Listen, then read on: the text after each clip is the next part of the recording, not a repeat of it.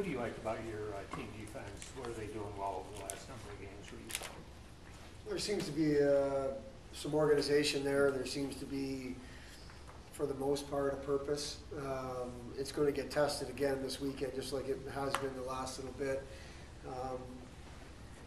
But I think when we're doing things properly 5-on-5, I think the details are right. I think our sticks are in the right position. I do feel we're kind of giving the team what we want to give them, so to speak, and then we can collapse and close on that.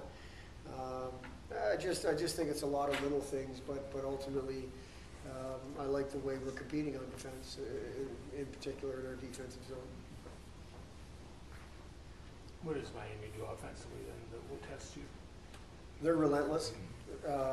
You know, they obviously have some talent, as everybody knows, and well documented with, you know, Barber and Zarnik up at the top of that list. But, you know, Curtis McKenzie, Jimmy Mullen, you know, these type of guys are Alex Weidman, Gasick, you know, they're on you all the time. You have no time to do anything. And I would say in particular in their own rink, they haven't been home for a month, and there's gonna be a buzz in the building. There's no doubt about that. So we have to find a way to limit the amount of time we spend in our own zone.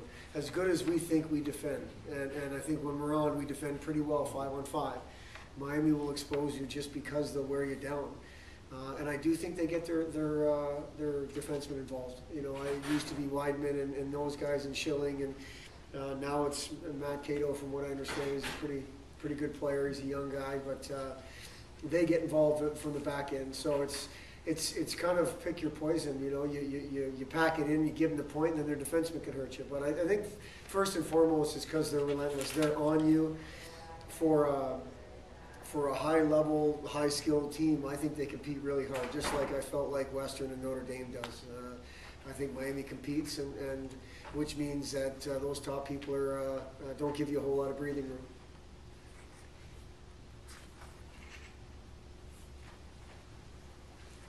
What makes Miami's team B then so good? Probably a lot of the similar things that I would say for us. You know, they're taking away time and space from teams pretty well. I think their details of their defensive system are strong, and they're doing things, the small things, the way you're supposed to do them.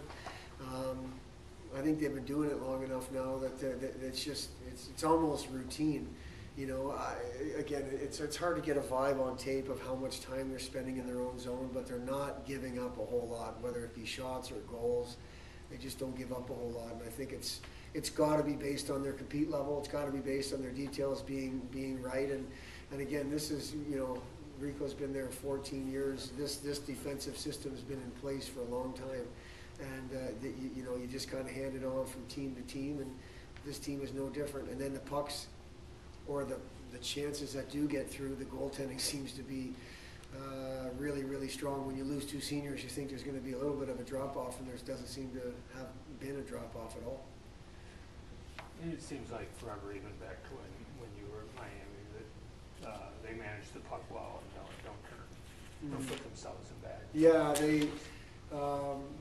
I think they're a pretty good group at getting to their game, which obviously, if it's a push the pace through the neutral and challenge and things like that, they can do that. This team, you know, you don't see Andy Mealy there. Mealy is a guy that can hold on to the puck for it seemed like 2-3 minutes at a time. But what they'll do is they'll chip pucks past you and go forecheck and be all over you, and which creates a bunch of problems in itself. So I think they're pretty good at what they do, and that is possess it and make you really fight hard to get it yourself, and then when you have it, they're relentless at getting it back. So it's you know, it's a group that's been doing the same thing for years, and I don't expect any different this weekend, that they're going to make it difficult on us with and without the puck. How does playing Notre Dame and Western the last 3 games, and even Michigan the last 4 games, prepare you for Miami? Well, I think playing at Yost and playing at Lawson are both hostile environments, and they're difficult places to play. And then just the strength of the teams, you know, as you say, starting with Michigan and then Notre Dame and Western. I mean, regardless of where Miami's in the standings, they're you know, they've split with, I don't know if they've played Western or Notre Dame, but they've split with Michigan. You know, it's a very similar team. The difference is, I think Miami's younger. You know, they're younger than Notre Dame for sure. They're probably a little bit younger than Western Michigan. It doesn't seem to be hurting them in terms of national rankings or standings in their league. But that's, you know, I think it ultimately could be a help for them that they're going to be hungry. They're not taking anybody for granted because they don't know any different. They just, you know, they just play the same way every game. So, but I think from the talent level, the way they expect to win every game, those kind of things, very, very similar to the teams we've just played. When you first came here, Chris, we would ask about going home, and has some of that worn off now? Some of it has, John, but it'll always be the most difficult place for me to play. And I'm not playing, so that's not fair to say, but it's the most difficult place for me to go as a visitor. It's nice to see people, but as I said last year at this time when we were going there, it's part of my life. It'll always be part of my life, and I'm proud of that. But it's a difficult place for me to go because I cheer for them when we're not playing them, and when we are, obviously I don't want them to do well. So that's I don't think that will ever change just because of how deep my feelings go for the place. And you would have recruited the seniors? Yeah, I was looking at their. I mean, it goes as deep as Sean Crowley and I had a pretty good relationship, and he's a freshman. But there's a bunch of guys in between that I didn't have much part of. You know, Jimmy Mullen is, I believe, a junior now. He might even be a sophomore. I was part of that. And, you know, and they had a couple of guys leave that I was part of. So it's getting less and less, I can tell you that. And I saw them. They were in Bowling Green when they stopped for a bite to eat once, and there was a whole lot of unfamiliar faces for the first time in a while. Will you take a moment and catch us up on injuries?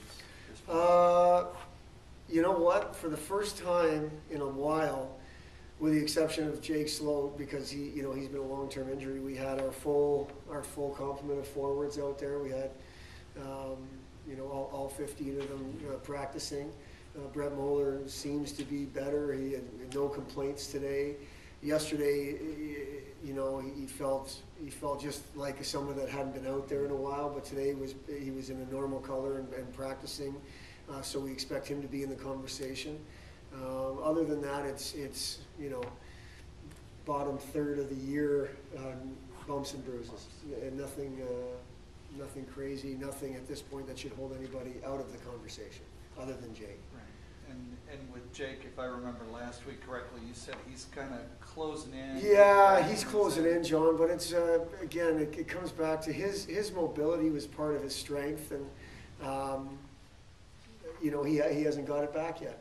I'm not saying it's never coming back. That's not what I'm saying. I'm saying that it's not something like a wrist injury that you can get by because you're skating so good, but you may not feel great with your hands. When it's your feet and you're a guy that can skate, it really makes it difficult. So I think it's going to be a little bit yet.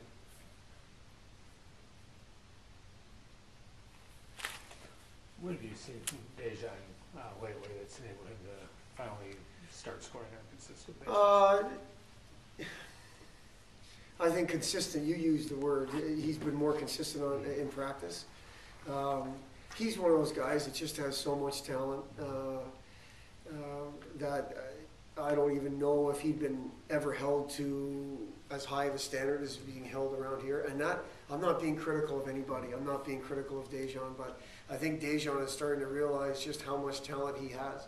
And we include his academics in the same, he didn't play his first year because of the academics. He is a better student than he even gives himself credit for. He just has to realize there's more in him to give, and then he'll do well. And hockey's been the same thing. He's been harder on pucks. I think the little details of the game that he's able to get away with at the junior level or whatever, he hadn't been able to get away with it here, at least consistently. And if he wants to play hockey beyond college, which I think he does, he won't be able to get away with that. So we've been harping on him with those details, and he's been receptive to it, and I think he's been more consistent with it on a daily basis. And it's paying off for his individual game. And then I do think that playing with Ryan Carpenter can help anybody be a pretty good player, and Dejan's played with Ryan more times than not this year. Do you think in terms of Dejan there was some rust that needed to be knocked off? Oh, absolutely, absolutely. The fact that he didn't play hockey for a full year is the first and foremost. And then again, Dejan is one of those guys, I think, because he comes and he's got such a smile, everybody just kind of lets him do his thing. And we told him from the beginning that's not the way we were going to operate. We love the smile, but there's more in you to give, and you have to understand that. And he has. He has. He's a great kid, but I think he sometimes just got by, and that was okay. And the rust and a little bit of that we had to clear up, and we have, has just shown him that the sky is the limit, truly, both on and off the ice, for what does he want this experience to be for him. And we've told him plenty of times we're not going to watch him be just okay. There's way too much in Dejan to be mediocre. And I think he's wrapping his arms around that. So it's a combination, but yes, the rust, you don't play hockey for a year. And without practicing, I mean, Rolfs has been able to practice with us. He hadn't been able to practice. So it was almost unfair to expect a whole lot from him. And he got out of the gate early really well.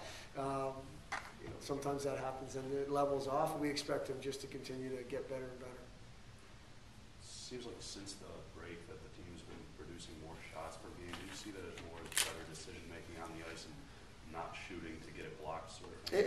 It may be something like that. I mean, we've tried to make a real specific push offensively with what we're doing in the neutral zone in particular. I mean, we think shots on goal, just like everything else for us, is part of a process. It doesn't just happen.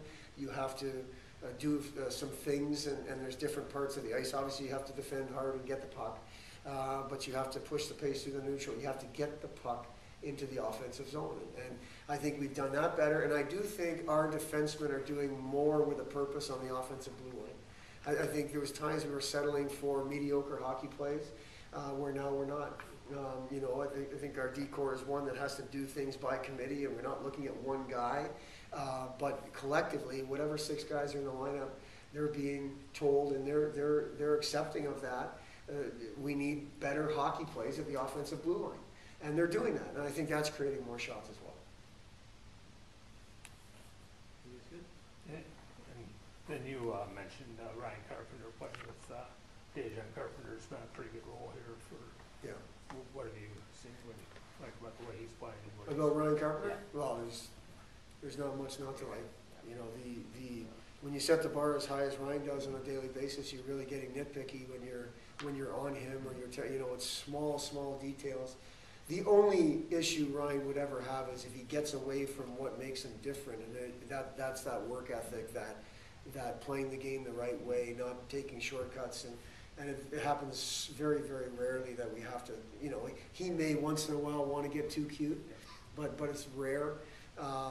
And the other part about playing with him or playing on the same team as him, he's a very positive guy, and he even at times when the situation is negative, he's a positive guy, and I think that's contagious, and not only for his line mates but for his teammates as well. And he's been great with that example. And I think, and we've talked about this over the last 8 weeks, the overall feeling around our program has been better, has been more positive, and he's a big part of that. And that's something I need to do a better job of, and I will probably always need to keep things in perspective. Where, you always look back at your last game, and our last game we lost, but up until then we've done some okay things, and I think it's showing progress. And Ryan's one of those guys that keeps everybody grounded and keeps it positive. I'm good now. Thank you.